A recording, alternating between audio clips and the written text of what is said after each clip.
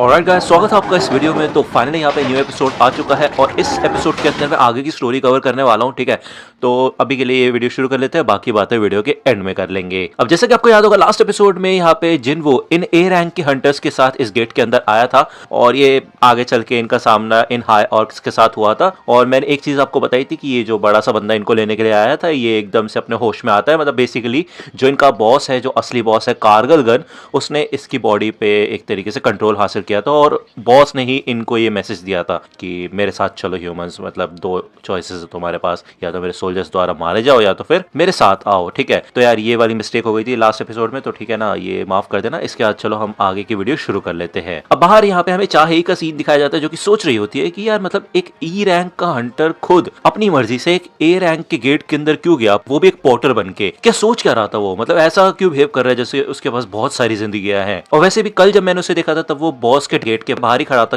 और उसके हाथ में एक वेपन था। मेरे से कोई भी भूल नहीं हुई है, मैंने जो देखा था वो मुझे पूरा यकीन है उस पे कुछ तो गड़बड़ चल रही है यहाँ पे। तो ये माइनिंग टीम के सारे बंदे पूछने लगते हैं कि मैम क्या हुआ, क्या कोई प्रॉब्लम है, कोई एक्सीडेंट हो गया है क्या। तो चाहे ही बताती कि नहीं ऐसा कुछ नहीं है, एक पर्सनल मैटर है। ठीक है, तो यहाँ पे वो देखती है कि वो अपना वेपन तो लेके नहीं आई है। वो यहाँ पे इस बंदे से कहती है कि यार मैं तुम्हारा कोई वेपन यूज कर सकती हूँ क्या। तो ये लोग यहाँ पे कुछ इक्विपमेंट्स लेके आते हैं, कुल्हाड़ी लेके आते हैं क्योंकि इनके पास और कुछ होता नहीं। तो चाहे ही सोचते यार वो इससे करेगी क्या। वो पूछती है कुछ और है क्या, सॉर्ड या फिर कोई भाला टाइप की चीज। तो ये लोग कहते हैं कि भाई हम तो माइनिंग टीम है, हमारे पास बस यही मिलेगा। तो चाहे ही कहती है ठीक है फिर ये अपने पास ही रखो, मैं इसके बिना ही जाती हूँ। वो यहाँ पे गेट के पास जाने वाली होती है, तभी थोड़ी देर के लिए रुकती है वो, और वो बंदा कहता है माइनिंग टीम का कि मिस जा, मेरे ख्याल से कुछ ना होने से अच्छा है कि आपके पास कुछ हो, एक तो वेपन होगा ना।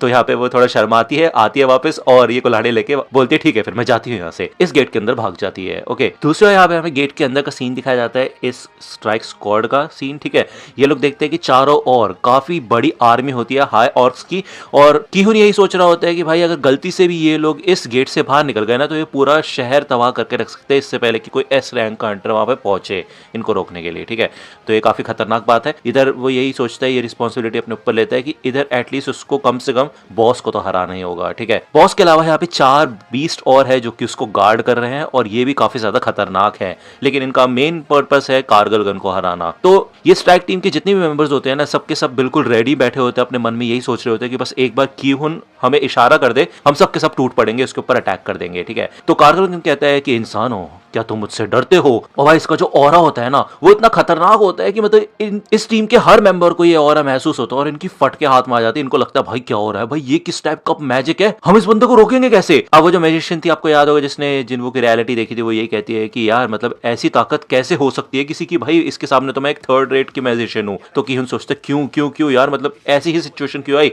अब वो यहाँ पे पूछता है कारगिल गन से कि तुम हमें यहाँ पे लेके क्यों आए, इससे अच्छा हमें वहीं पे ऑन द स्पॉट मार देते अपने सोल्जर्स की मदद से। तो कारगिल गन कहता है मजे के लिए जितना भी समय है हमारे पास इस डंजन के अंदर, उस समय मैं अपने सोल्जर्स को एंटरटेन करना चाहता हूँ, तुम्हें एक एक करके मार के, लेकिन तुम्हारे साथ एक अजीब सा जीव भी शामिल है। तो कीहुन तो इस बात पे ध्यान नहीं देता, वो कहते क्या मजे के लिए मारेगा हमें, ये हमें एंटरटेनमेंट के लिए यूज कर रहा है, मतलब ये हमें अपना दुश्मन भी नहीं मानता भाई। यहाँ पे ये बात सुन के कीहुन को काफी गुस्सा आता है, वो अपने सारे के सारे साथियों को बोलता है ठीक है सबके सब आगे बढ़ो। वो यहाँ पे भाग के जाता है, लेकिन उसका कोई भी टीम मेंबर आगे नहीं बढ़ता क्योंकि सबके सब काफी ज्यादा डर चुके होते हैं। ठीक है, यहाँ पे कीहुन आगे आ चुका होता है फिर भी, तो इधर कारगिल गन अपने him of protection magic spell का इस्तेमाल करता है, जिससे कि उसके सामने एक शील्ड आ जाती है और कीहुन उसको छू भी नहीं पाता, वो यहाँ पे नीचे गिर जाता है। कारगिल गन इधर अपने लेविटेशन और ग्रेविटी एक्सेलरेशन मैजिक का इस्तेमाल करते हैं, जिससे कि वो उसको ऊपर उठाता है नीचे पटकता है, ऊपर उठाता है नीचे पटकता है, बार बार लगातार ऐसे करता है, उसकी पूरी वाट लगा के रख देता है वो। लेकिन इससे पहले कि वो ज्यादा जख्मी हो पाए वो एकदम से गायब हो जाता है और हमें दिखाया जाता है कि वो पीछे आ चुका होता है और इधर जिनवो ने कीहुन को बचा लिया होता है। कीहुन की हालत बिल्कुल टाइट हो चुकी होती है। अब जिनवो यही कहता है कि देखो यार ये डंजन हंटर्स गिल्ड का है, ठीक है ना, तो मेरे को इंटरफेयर इसमें नहीं करना चाहिए, लेकिन सिचुएशन को देखते हुए ऐसा लग रहा है कि यार ये हाई ऑर्क्स तुम्हारे पूरे स्ट्राइक स्क्वाड को खत्म कर देंगे। ओके, तो मैं तुमसे एक चीज पूछना चाहता हूँ। तो कारगिल गन यहाँ पे अपने एक जनरल को आगे भेजता है इनके ऊपर अटैक करने के लिए, और जिनवो इधर कीहुन से पूछता है कि क्या तुम मेरे को परमिशन देते हो इस डंजन के सारे बीस्ट को जान से मारने की। अब ये जनरल यहाँ पे जिनवो के पीछे आ चुका होता है, लेकिन जिनवो पीछे मुड़े बिना ही अपने हाथों को मोड़ के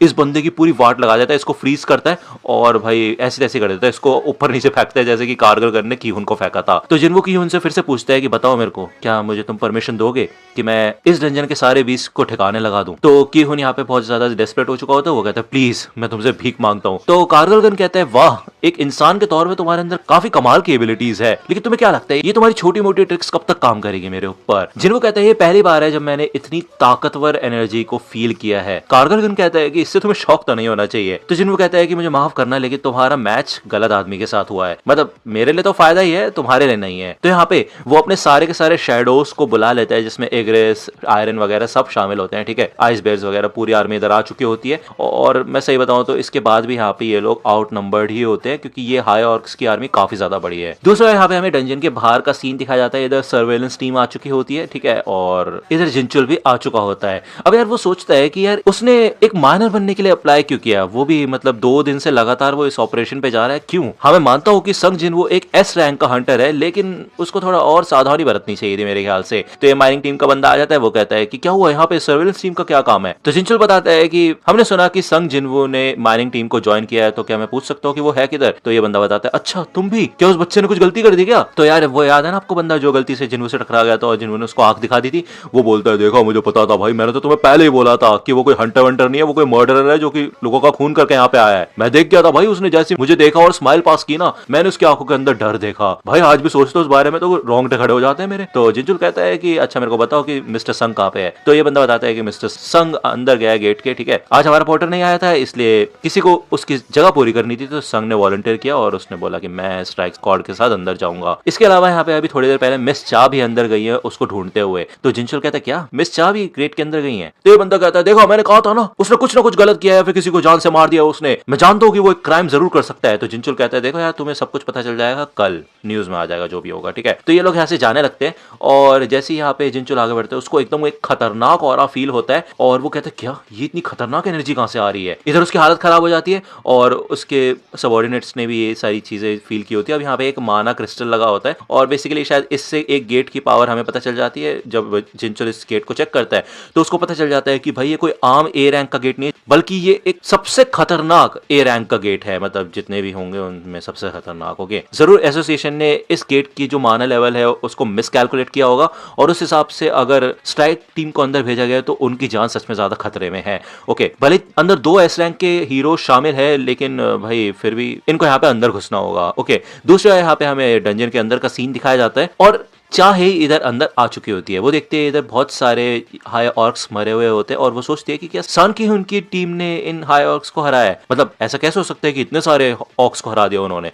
तभी उसको एक ऑरा फील होता है, वो यहाँ पे तैयार होती है, और वो कहते हैं कि ये माना वेव जरूर बॉस की तरफ से आ रही है, और अगर ऐसा है तो उनकी टीम का कोई भी बंदा जिंदा नहीं बचेगा। तो यहाँ पे तैयार हो जाती है लड़ने के लिए, लेकिन अंदर जिनवो ये खेल ऑलरेडी संभाल ही रहा होता है। कारगिल कहता है कि तुम्हें क्या लगता है तुम इतने से सोल्जर्स से मेरी पूरी आर्मी का सामना कर सकते हो। तो जिनवो कहता है कि अच्छा तो फिर से तुम मेरे को हल्के में लेने लगे क्यों, है ना। यहाँ पे वो अपने मोनार्च डोमेन का इस्तेमाल करता है, जिससे कि यहाँ पे चारों तरफ एक घेरा बन जाता है। अब बेसिकली इस घेरे के अंदर जब तक ये शैडोज रहेंगे ना, तो ये 50% ज्यादा ताकतवर बन जाएंगे, मतलब इनके स्टैट इंक्रीज हो जाएंगे। तो मतलब इस घेरे के अंदर जब तक ये लोग रहेंगे बहुत ज्यादा ताकतवर रहेंगे और काफी कमाल का पोटेंशियल दिखा पाएंगे। ये एक नया स्किल है जो कि जिन्वो को मिला था 70 लेवल पे पहुंचने पे डीमन कासल के। अब यार ये बाकी बंदे होते हैं स्ट्राइक टीम के, तो शॉक हो जाते हैं। इनमें से एक बंदा मैंने आपको बताया था ना, आग वाले सोल्जर को समन किया था, वो कहता भाई यार मैं भी 2 से ज्यादा 20 को सम्मान नहीं कर सकता, ये कैसे भाई, क्या पूरी आर्मी आ गई यहाँ पे, तो चल क्या रहा है ये। यहाँ पे कारगिल गन अपनी पूरे आर्मी को ऑर्डर दे देता है इन सब के ऊपर एक साथ हमला करने के लिए। ये सबके सब लोग आगे बढ़ते हैं। आर्यन इधर अपना कमाल दिखाता है,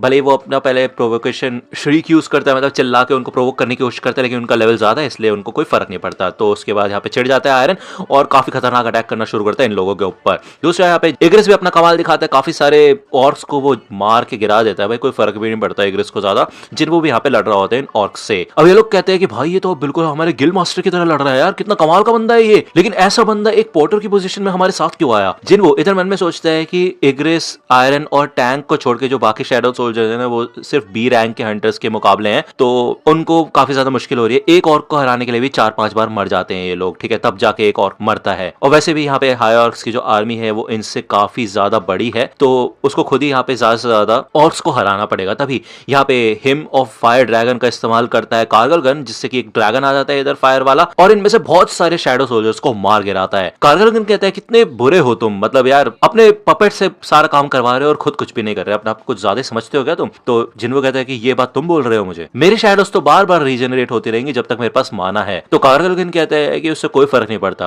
आज नहीं तो कल तुम्हारा माना तो खत्म हो ही जाएगा, और जिस हिसाब से मेरे वॉरियर्स तुम्हारे शैडोज को मार रहे हैं ना, उससे तुम्हारा माना और भी जल्दी खत्म होगा। तो जिन्वो कहता है उससे पहले तुम मारे जाओगे। यहाँ पे जिन्वो उसके ऊपर अटैक करता है, लेकिन फिर से कारगिल गन अपने हिम ऑफ प्रोटेक्शन का इस्तेमाल करके एक शील्ड ले आता है इधर। अब आपको पता ही होगा यहाँ पे जिन्वो की आर्मी भी कुछ बच्चों वाली नहीं है, इधर इग्रिस है, आयरन है, ठीक है, टैंक है, ये सबके सब लोग काफी अच्छा खासा कर रहे होते हैं ऑलरेडी, और ये बात जिन्वो को पता होती है, जिस वजह से यहाँ पे कारगिल गन फिर से अपने हिम ऑफ ब्लेजिंग फायर का इस्तेमाल करके इन सबके सब शैडोज की वाट लगा देता है। अब जिन्वो ये कहता है कि ये बॉस वल्कन और मेटिस दोनों से ज्यादा ताकतवर है। भले ही मेटिस हजारों अनडेड सोल्जर्स को कंट्रोल कर सकता था, लेकिन उसकी डिफेंसेस वीक थी।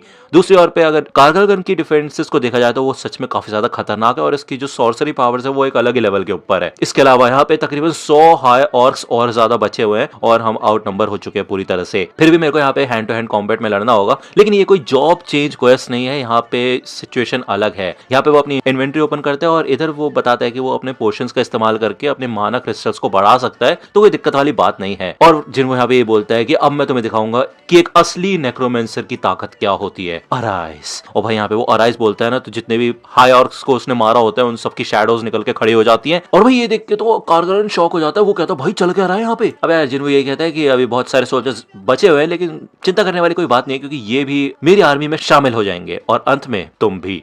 तो कारगिल गन ये देख के थोड़ा सा डर जाता है, वो कहता क्या, ऐसा कैसे हो सकता है, नामुमकिन है ये। तो अब भाई फाइनली यहाँ पे जिन्वो की आर्मी और कारगिल गन की आर्मी का फिर से लड़ाई होना शुरू हो जाती है। कारगिल गन यहाँ पे सोच में पड़ जाता है, वो कहता है क्यों ये बंदा यहाँ पे आया क्यों भाई। जब हम यहाँ पे इस डंजन के अंदर जा गए थे, होश में आए थे, तो हमें सिर्फ एक कमांड मिली थी, इंसानों को मारने की। हमें कोई रीजन की जरूरत नहीं है, हम बस ऑर्डर्स फॉलो कर रहे हैं। तो यहाँ पे कारगिल गन ऑर्डर देता है कि भाई जाओ और उसकी लाश मेरे को लाके दो, और यहाँ पे फाइनली जनरल्स भी आ चुके होते हैं, मतलब वो 4 बीस्ट, मतलब 3 ही बचे मेरे ख्याल से अब, क्योंकि एक को तो जिन्होंने मार दिया था।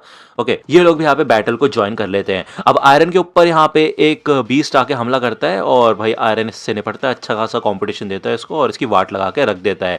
दूसरी ओर बाकी तो यहाँ पे इग्रिस के ऊपर हमला करते हैं, लेकिन इग्रिस तो आप जानते हो भाई कमाल है ही, वो यहाँ पे वो ऐसी तैसी कर देता है एक की, उसके बाद दूसरा यहाँ पे जब उसके ऊपर अटैक करने वाला होता है तो उसकी भी वाट लगा के रख देता है इग्रिस। मतलब इग्रिस नेक्स्ट लेवल है भाई, उसको तो मतलब बोलने की जरूरत नहीं। मतलब जिस दिन यहाँ पे इग्रिस के ऊपर खतरा आएगा ना भाई, उस दिन समझ जाना काफी खतरनाक वाला विलन है सामने, ठीक है। दूसरा यहाँ पे आइस बेयर होता है, वो यार इस वाले बंदे की वाट लगा देता है, और मतलब ये सब के सब काफी कमाल का परफॉर्म करते हैं, और जिनको यही कहता है कि ऐसा लगता है कि मेरे जनरल्स के ऊपर अपर हैंड है वो मन में, लेकिन यही सोचता है कि माना क्रिस्टल्स को वो इतनी तेजी से रिप्लेनिश नहीं कर पा रहा पोशंस की वजह से, अगर एक बार माना खत्म हो गए तो उसके सारे शैडो सोल्जर्स डिसअपेयर हो जाएंगे। तो कारगिल गन तो यहाँ पे डर जाता है, वो सोचता है क्या हुआ, और ये स्ट्राइक टीम यहाँ पे खड़ी होती है। ये लोग कहते हैं कि हम यहाँ पे खड़े होकर देख नहीं सकते, हमें भी उसकी मदद करनी चाहिए, चलो। तो यहाँ पे भाई कारगिल गन काफी ज्यादा गुस्सा हो जाता है, वो अपने him of agony, him of blazing fire, him of blindness, सारे स्पेल्स का इस्तेमाल करता है स्ट्राइक टीम के ऊपर, और वो ये कहता है कि तुम ज्यादा बन रहे हो ना, तुम्हें भी मजा चखाता हूं मैं। वो ये सारे स्पेल्स यहाँ पे जिन्वो के ऊपर भी डालते हैं, उसके ऊपर him of slumber, him of lethargy, him of blindness डालता है,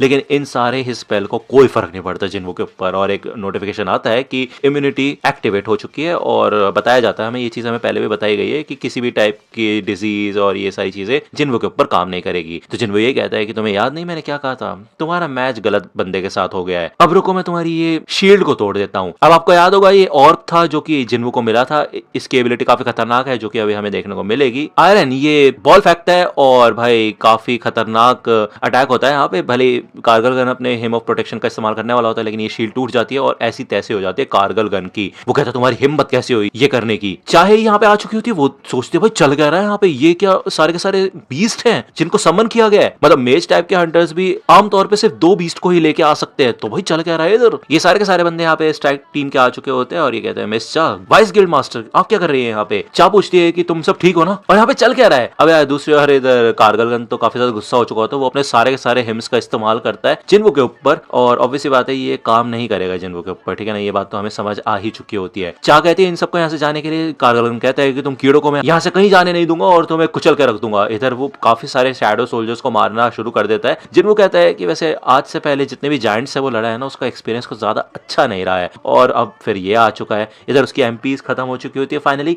और अब कारगिल गन वर्सेस जिन्वो होगा, ठीक है। कारगिल गन कहता है कि ज्यादा बनो मत बच्चे, अभी तक मैं बस हल्के में ले रहा था तुम्हें, अब तुम मेरी असली ताकत ताकत देखो। इधर वो जिन्वो के ऊपर अटैक करता है, लेकिन जिन्वो ऊपर आ जाता है और वो कहता है ठीक है फिर मेरे को यही करना होगा। और वो बोलता है कि जितना बड़ा साइज होता है ना उतना ईजी होता है। जो मेज होते हैं ना उनका गार्ड ओपन नहीं होता कभी भी, और उनके ऊपर असैसिन सरप्राइज अटैक करना काफी ज्यादा ईजी होता है।